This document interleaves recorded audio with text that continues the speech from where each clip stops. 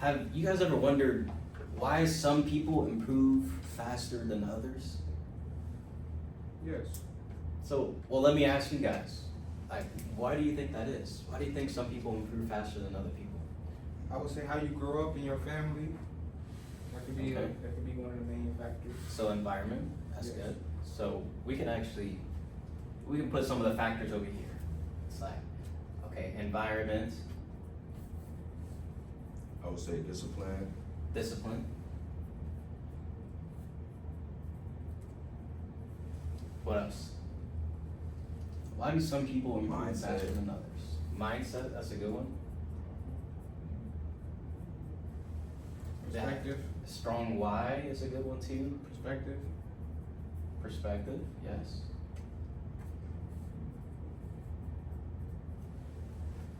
What else?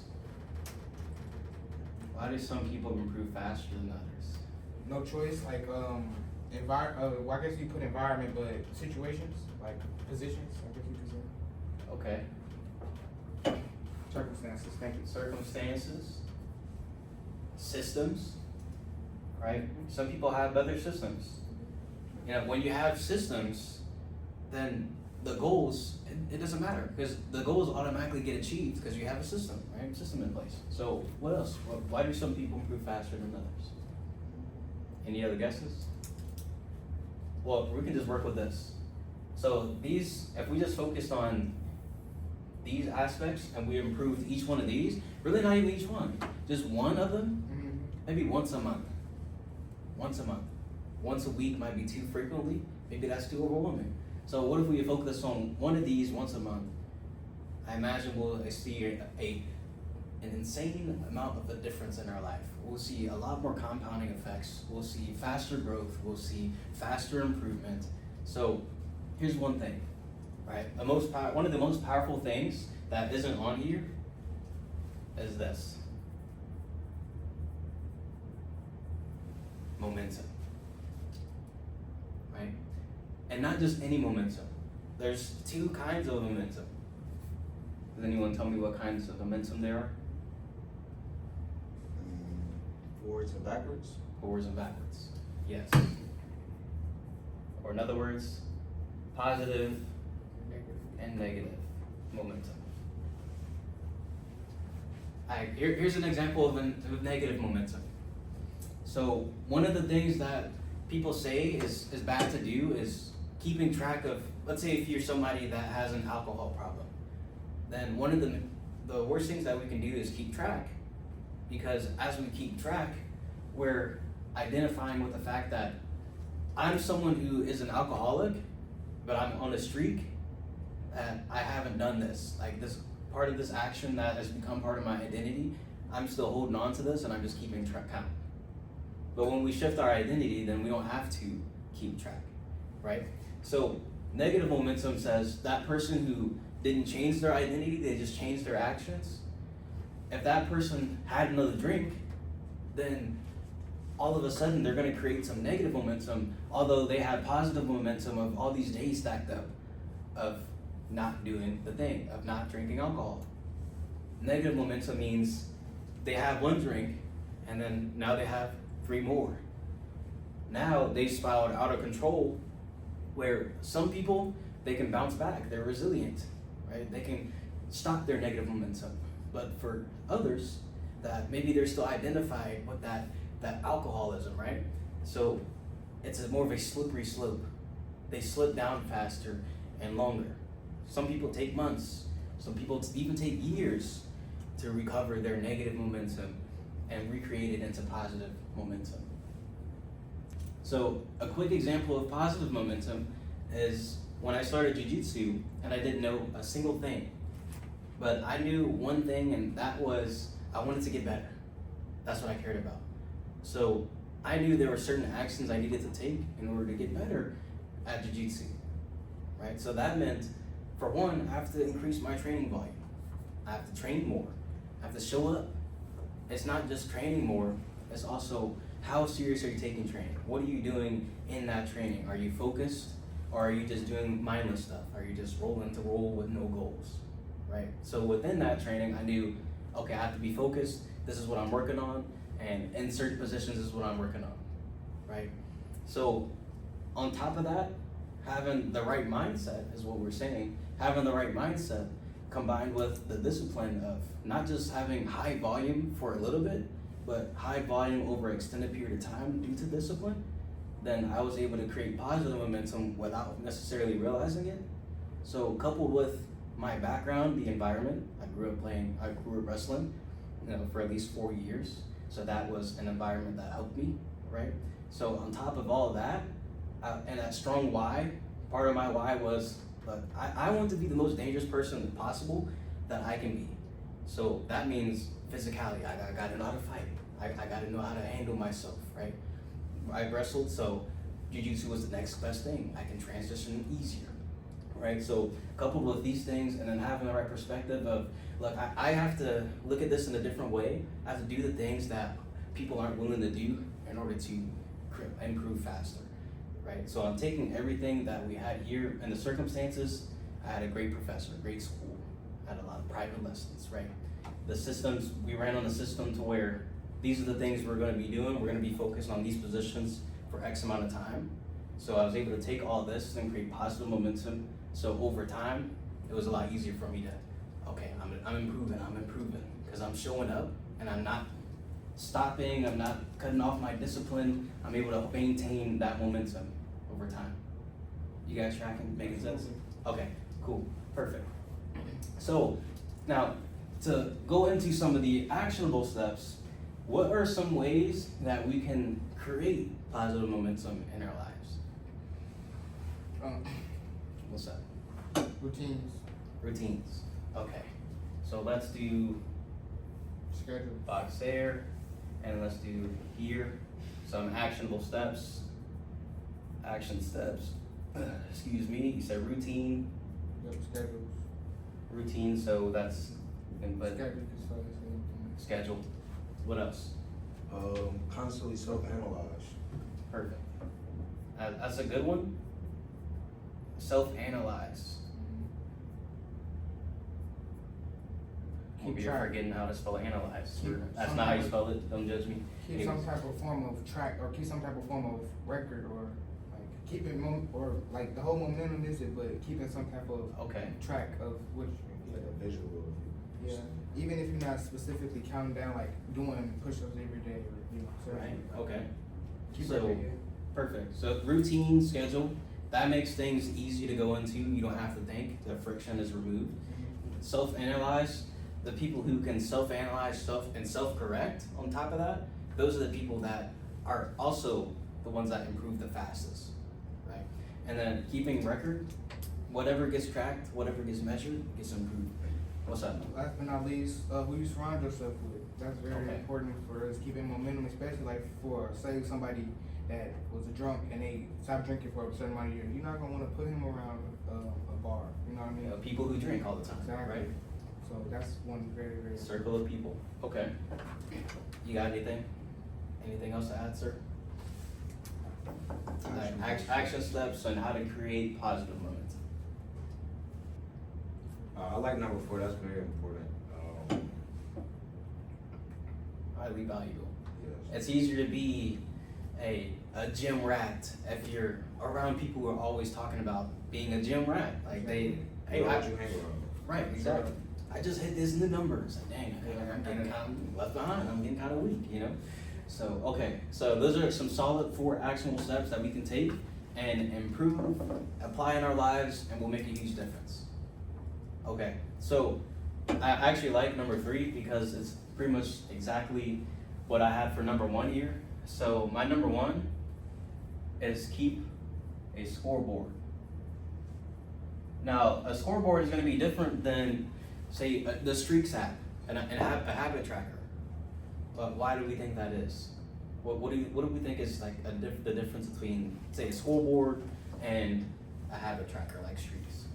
I feel like a Yeah, scoreboard would make so whereas you're not staying at a certain level. Like you, for instance, if I'm doing 100 push-ups every day and I'm keeping that scoreboard, I need to make sure I go up on the score, meaning I need to go up in my level, and that what helps us evolve. I feel like keeping the scoreboard, knowing where you at, and depending on where you want to go, going up and or staying where you at, or really you can't stay where you at, going down. So Exactly. And what were you gonna say, Dominic? I think with the scoreboard, you got two teams, two different, opponents. So I would say when you keep, like something like a Streaks app, you're only seeing a positive of your momentum going forward. But I would say with the scoreboard, it's you competing against something, whether it's, you and somebody else, y'all keep, holding each other like accountability partners where y'all moving forward together. Like, all right, I got my streaks, what's you? Like, or Exactly. whatever it is, you got a goal, you here, you just constantly trying to inch that score closer to the point where you passed it, I would say. Yeah. Both of these, very valuable. And another way we can look at keeping a scoreboard, the difference between that and keeping the habit tracker like the Streaks app is the habit tracker, the Streaks app promotes that consistency. It's like, okay, I've read for 212 days in a row of 60 minutes a day.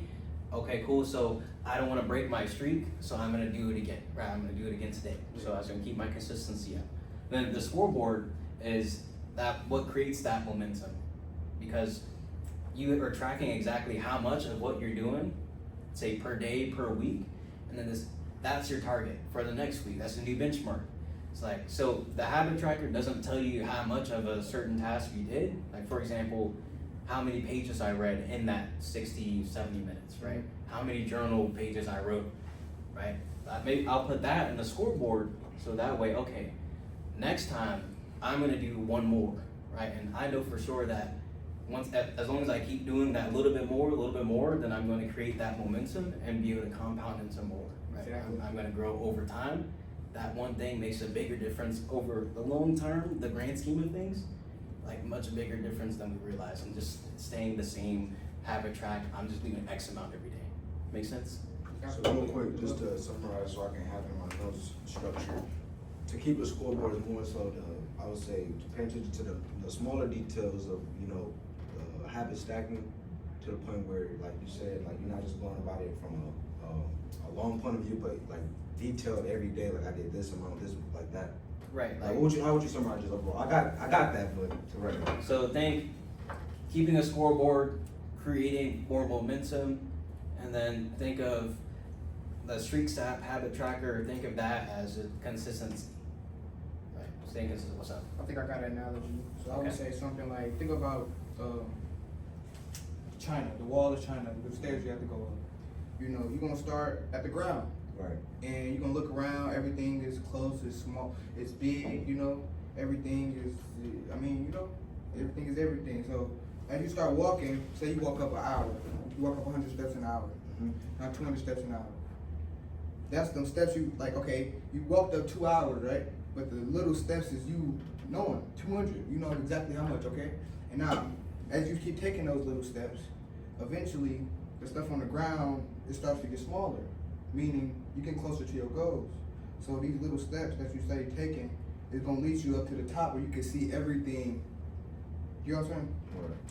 Right. That's just how that analogy came to my head. Yeah, you're gonna want to do more because last time I did 100 steps, and this time I was Yeah. able to do 200. Exactly. So I know, okay, that's the number to beat. So Yeah. I'm gonna speed up my I'm gonna process. do 300 steps this hour. Yeah, Right. So I'm gonna get there faster. exactly. Okay. Cool. So the next one, actionable step number 2 is win the morning. The morning time sets the pace for the rest of the day.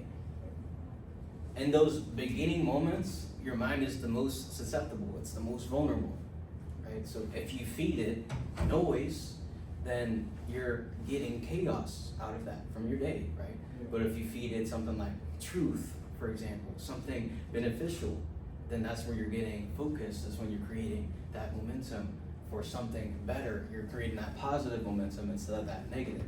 Clarity. Right? When you start in the day, like say for example, checking notifications and something that is high, cheap dopamine, then that's setting that pace for your day to where it makes it easier for you to do more activities that produce cheap dopamine, right? It's addicting.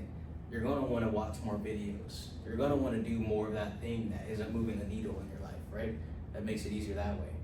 But if you hold off on that cheap dopamine and you do the stuff that's a little more boring, like reading, writing, working out, whatever that is, that creates momentum to want to do more of the positive stuff. That's going to create that positive momentum, right? Importance of winning in the morning. And then number 3, we already know this one, but it's powerful and it's worth re-mentioning. You said it already, Donovan. So it's habit stacking. So we can tie this directly into the first one of routine, the schedule. So as long as we're reducing the friction of our future self's life, then we're going to create more momentum and the better time, because it makes it easier for you to do that thing. It makes you easier to maintain that habit, to want to beat yourself, because everything's already there. All you have to do is just walk to the spot and get started. All you gotta do is sit down in your spot where you normally take action and get after it, right? Maintaining that environment, right? All of these intertwine together and synergize. What's up? Sorry, I was going to mention that earlier. I feel like all of these are like in alignment, like in a row. I was looking at like it was just like all making sense, like how they all connected to each other, and one literally feeds off the other for sure. So Exactly. It's like 2 ways we can look at it, right? Because we didn't talk about all the negative things, like all the things that can get in the way and stop and create negative momentum. We talked about the positive. So then you got the flip side of this. yes, Right? So we got, let's say, drinking more, right? We got spending more time on something that doesn't get us anywhere, right? So we can just take this and say, all right, what's the opposite of this? And maybe that's a stronger motivator, right? Maybe that's something that we should keep track of instead of like the positive stuff, right? I always like to say, like, keep an anti-vision, or in other words, create that picture of what will my life look like if I keep walking down this path, doing the things that isn't moving the needle in my life, doing the things that's wasting my time, wasting my potential, right? And sometimes that's a more powerful motivator, because as human beings, we have 2 motivators, right? We have what? Family, 2 motivators. The 2 main motivators, like the biological motivators, right? We got pleasure, and then what's the second one? comfort. Not quite. We got pleasure, and then we got pain. Those are the 2 most powerful motivators as people, just biologically speaking. Right? If we go back far enough, like hunters and gatherers, right? The pain of just not being able to catch that prey, of not being able to have that successful hunt, pushed them harder, pushed them further to where they stayed out there for longer, right? And also, too, the pleasure, right? The pleasure of finally getting something, like that food after chasing this thing down for miles, right? As part of why we were able to, like, really just hunt down all of we didn't have to go fast. We just, all right, I'm just gonna keep chasing. Hey, I'm still back here, right? I'm still just chasing you, right? Wait until you get tired. So that's part of what we have to do, and just our lives in general, right? Maybe that goal is that prey. Maybe we have to run, like, we have to have that endurance race, right? Like, oh, you're gonna get tired first before I get tired, right? I may be tired, but I'm gonna keep going because I got all these in place, right? So I say all that to say, it's like, what are you gonna do today to create positive momentum in your life? What's one action? What's one thing that you can do to create that positive momentum? All right, that's all I got for you.